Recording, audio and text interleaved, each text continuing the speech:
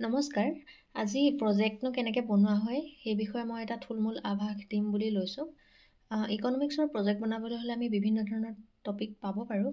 তাৰ ভিতৰত আজি মই লৈছোঁ আনএমপ্লয়মেণ্ট প্ৰব্লেম, মানে নিবনুৱা সমস্যা। এতিয়া প্ৰজেক্টটো কেনেদৰে বনোৱা হয় চাওঁ আহা।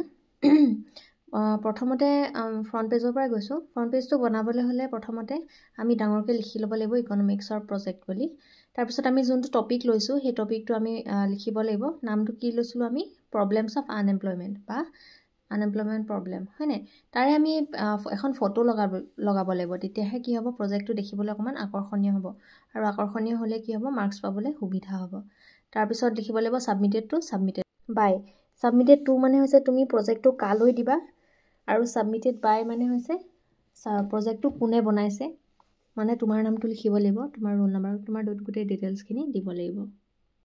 তাৰপিছতে আহিব এখন চাৰ্টিফিকেট, মানে প্ৰমাণপত্ৰ, যে তুমি প্ৰজেক্টটো বনালা যে তাৰ বাবে এখন প্ৰমাণপত্ৰ লিখিব লাগিব। কেনেদৰে লিখিব লাগিব তোমালোকে ভিডিঅ'টো দেখি চাই।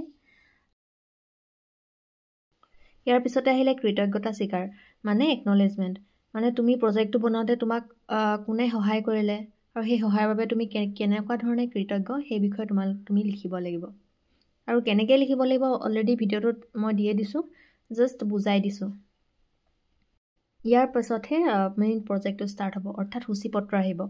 আমি যিহেতু লৈছোঁ নিবনুৱা, সেইকাৰণে আৰম্ভণি কথা লিখিব লাগিব, নিবনুৱা প্ৰকাৰ কি লিখিব লাগিব, সমস্যা কেলে হয় লিখিব লাগিব, নিবনুৱা সমস্যাৰ কাৰণ, ইয়াৰ প্ৰভাৱ, সেই নিবনুৱা সমস্যা আঁতৰ কৰিবলৈ কেনেকুৱা ধৰণৰ উপায় আছে, চৰকাৰে কেনেকুৱা ধৰণৰ উপায় লৈছে, সেইখিনি লিখি লাষ্টত সামৰণি মাৰি প্ৰসংগপুথিত লিখিব লাগিব যে তুমি প্ৰজেক্টটো বনাওঁতে ক'ৰ পৰা তুমি সহায় লৈছিলা, কিতাপ ইউজ কৰিছিলা নে ৱেবছাইট ইউজ কৰিছিলা, সেইখিনি গোটেইখিনি প্ৰসংগপুথিত লিখিব লাগিব। এনেদৰে বনায় প্ৰজেক্টটো। তাৰপিছত এনেদৰে প্ৰজেক্টটো গৈ থাকিব। আৰম্ভণি, নিবনুৱা কি কি কথা সোমাব লাগিব, তাৰপিছত নিবনুৱাৰ প্ৰকাৰ কি কি এইখিনি সোমাব লাগিব। ঢেৰ প্ৰকাৰ আছে, নহয় জানো? তাৰপিছত নিবনুৱা সমস্যাৰ কাৰণসমূহ লিখিব লাগিব, কি কি কাৰণে নিবনুৱা সমস্যাৰ সৃষ্টি হয়।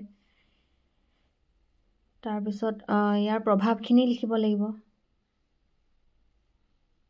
আৰু নিবনুৱা সমস্যা দূৰ কৰাৰ কি কিনো উপায় আছে সেইখিনি কথা বিতংভাৱে লিখিব লাগিব। আৰু চৰকাৰে সেই নিবনুৱা সমস্যা আঁতৰ কৰিবলৈ কেনেকুৱা ধৰণৰ ইনিচিয়েটিভ লৈছে সেইখিনি বা আঁচনি লৈছে সেইখিনি লিখিব লাগিব। তাৰপিছত সামৰণি মাৰি প্ৰসংগপুথি লিখি দিলেই তোমালোকৰ প্ৰজেক্টটো কমপ্লিট। তোমালোকে নিশ্চয় জানাই যে 12ৰ ভাইভা হোৱাৰ সময়ছোৱাত এই প্ৰজেক্টৰ ওপৰতে তোমালোকক কুৱেশ্যন সোধে, বেলেগ কোনো ধৰণৰ কুৱেশ্যন নোসোধে, এই প্ৰজেক্টটোৰ ওপৰতে সোধে।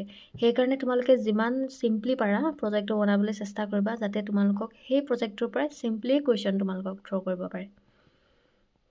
যেতিয়া তোমালোকে চব উত্তৰ দিব পাৰিবা তেতিয়াহ'লে তোমালোকৰ কাৰণে ভাল হ'ব মাৰ্কছ পাবলৈ।